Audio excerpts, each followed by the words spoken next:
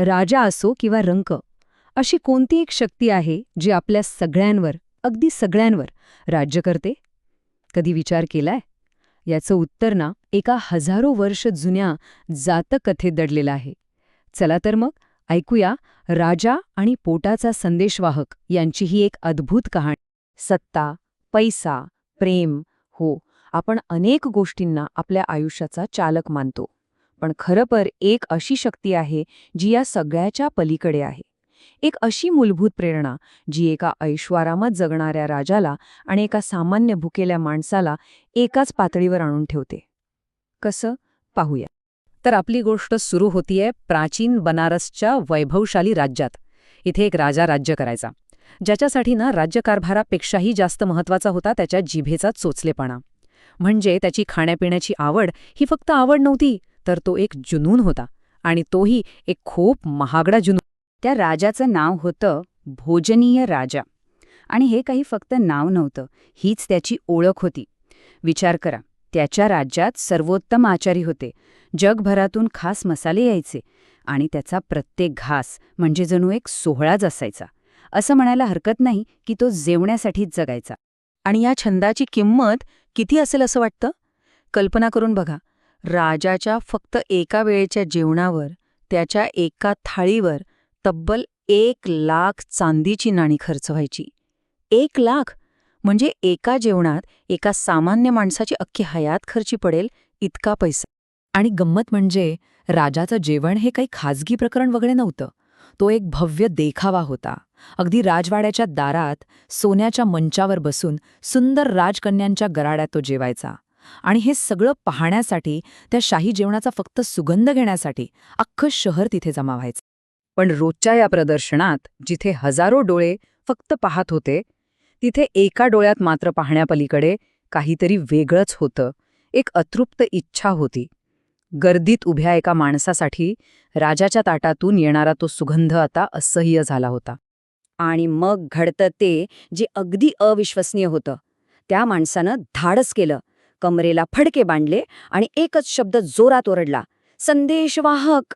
आता त्या काळात कसं होतं, संदेशवाहकाला कोणी थांबवू शकत नव्हतं. मग काय, रक्षकांना चकवून तो वाऱ्याच्या वेगानं थेट राजाच्या मंचावर धावला आणि थेट राजाच्या ताटातला भाताचा घास उचलून तोंडात टाकला. सगळीकडे एकदम शांतता पसरली. आणि क्षणार्धात सगळं बदललं. एका सैनिकाने त्या माणसाचं शिर उडवण्यासाठी लगेच तलवार उपसली. त्याचा मृत्यू आता निश्चित होता. पण राजाने हात दाखवून त्या सैनिकाला थांबवलं आणि अगदी शांतपणे त्या माणसाला म्हणाला, घाबरू नकोस, खा. विचार करा, तिथे जमलेल्या सगळ्यांना केवढा मोठा आश्चर्याचा धक्का बसला असेल. आता बघा, राजाच्या मनात राग नव्हता तर कुतूहल होतं. त्याने विचारलं, ठीक आहे, तू संदेशवाहक आहेस, तर सांग कोणाचा संदेश घेऊन आला आहेस? आणि इथेच त्या सामान्य माणसाच्या उत्तराने आपल्या कथेला एक अशी कलाटणी मिळते जी साध्या लोभाच्या खूप पलीकडची आहे. तो माणूस म्हणाला, हे राजा, मी पोटाचा संदेशवाहक आहे, रागवू नका. याच पोटासाठी माणूस शत्रूपुढेही हात पसरतो.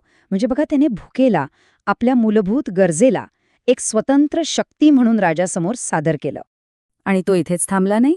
तो पुढे म्हणाला, हे फक्त माझं सत्य नाहीये, तर या पृथ्वीवरच्या प्रत्येक माणसाचं हेच सत्य आहे. पोट नावाचा राजा आपल्या सगळ्यांवर दिवसरात्र राज्य करतो. म्हणजे त्याने स्वतःच्या एका कृतीला एक वैश्विक सत्य बनवून टाकलं होतं. हे ऐकून राजा खरंच थक्क झाला. आता त्याच्या डोळ्यासमोर तो माणूस एक चोर किंवा लोभी व्यक्ती नव्हता, तर एक ज्ञानी शिक्षक होता.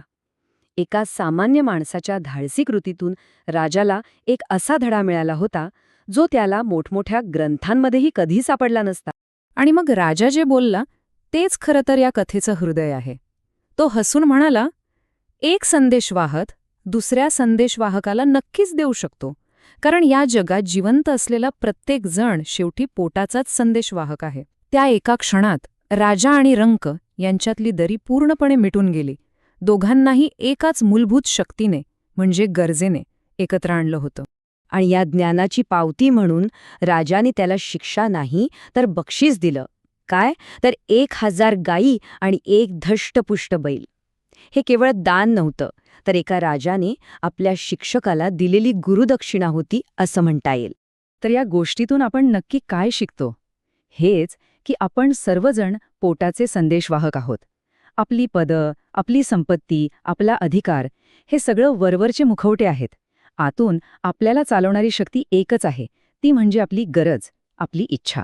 आणि हाच तो समान धागा आहे जो राजा आणि रंक या दोघांनाही एकत्र बांधून ठेवतो. आणि शेवटी ही कथा आपल्यासमोर एक खूप महत्वाचा प्रश्न ठेवून जाते. जर आपण सर्वजण आपल्या गरजांचे संदेशवाहक असू, जर आपल्या सगळ्यांची मूळ प्रेरणा एकच असेल, तर मग आपण एकमेकांशी कसं वागलं पाहिजे? या प्रश्नाच्या उत्तरातच कदाचित एकमेकांना अधिक समजून घेण्याची आणि अधिक माणूस बनण्याची किल्ली दडलेली असेल. जरा विचार करून बघा.